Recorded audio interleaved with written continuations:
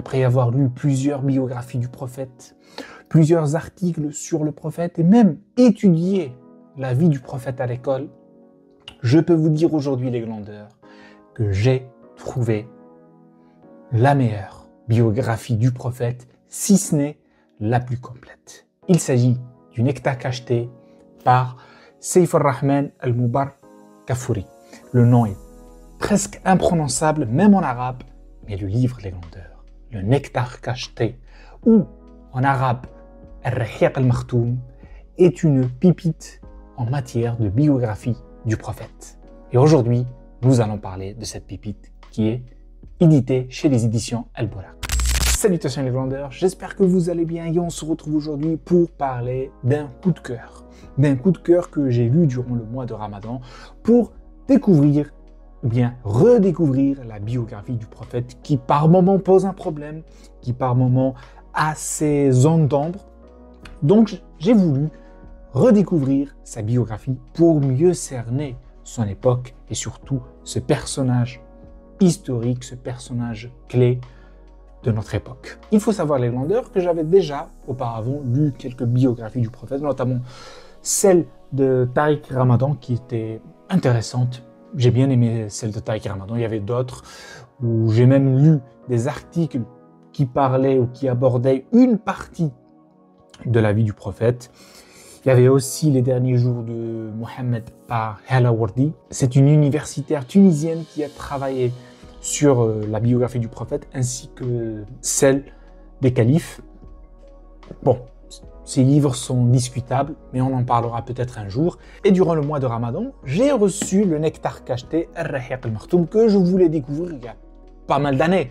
Parce que, en matière de référence, il est toujours classé dans le top 3. Bien sûr, il y a la première biographie du prophète rédigée par Ibn Hisham, mais qui date malheureusement et qui fait partie de la source traditionnelle en matière de biographie du prophète. Et il y a le Nectar cacheté par Saif al-Rahman al-Mubarak Kafuri.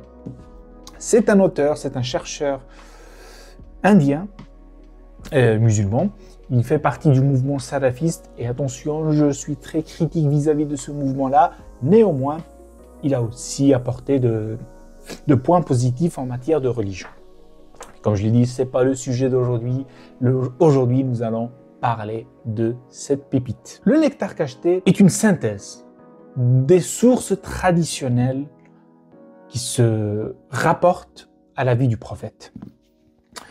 L'auteur a participé durant les années 70, donc il faut savoir que c'est une biographie très récente par rapport aux autres biographies du prophète. Parce que si on prend la biographie de Ibn Hisham, car même si elle est une source indiscutable chez les exégètes, elle se fait vieille, malheureusement.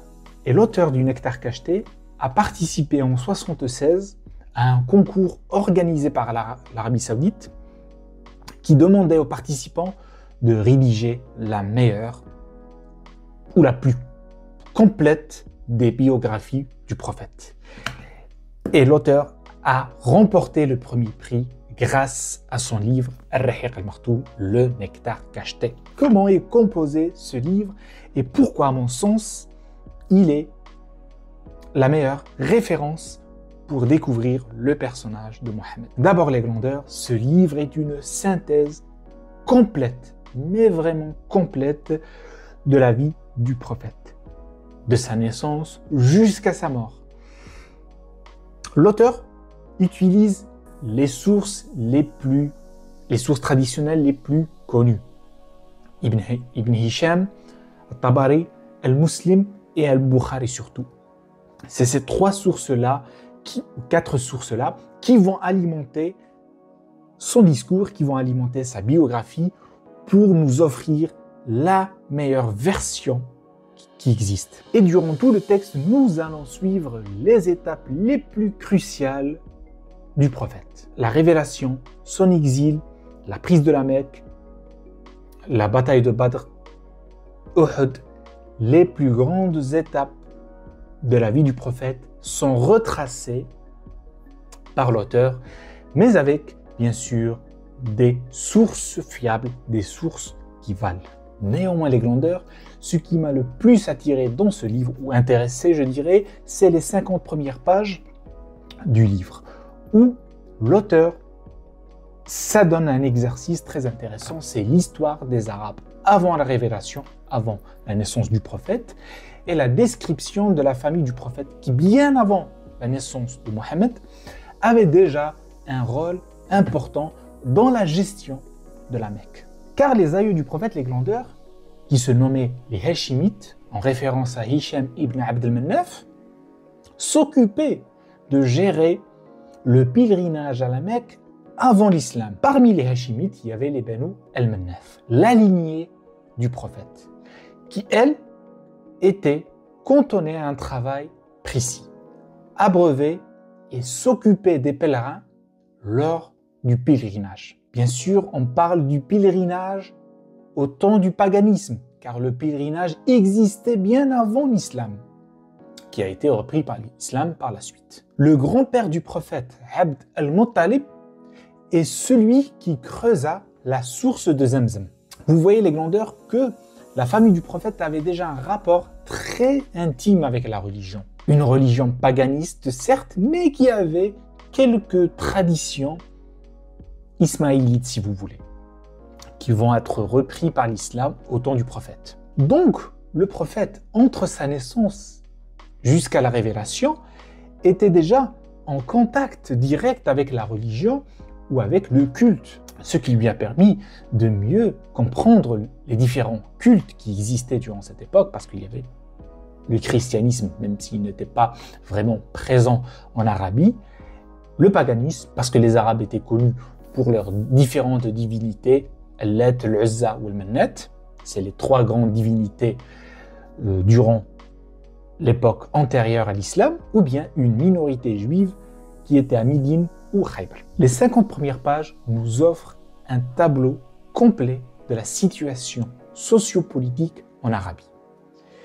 Comment était perçu le culte en Arabie, la société en Arabie et surtout le dynamisme qui s'opérait tout au long de la révélation. C'est pour dire qu'il existait déjà dans cette zone géographique une structure religieuse habituée au culte, habituée au rituel.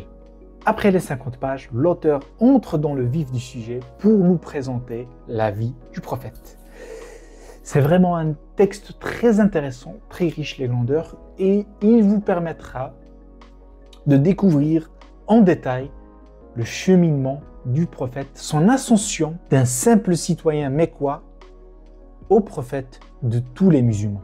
À la fin, nous avons, bien sûr, la mort du prophète, dans quelles circonstances il est mort et quelle a été la réaction des compagnons, des musulmans, suite à sa mort. C'est un texte vraiment riche qui répond à plusieurs questions, à plusieurs problématiques, notamment le mariage du prophète avec Aïcha, la calomnie contre Aïcha.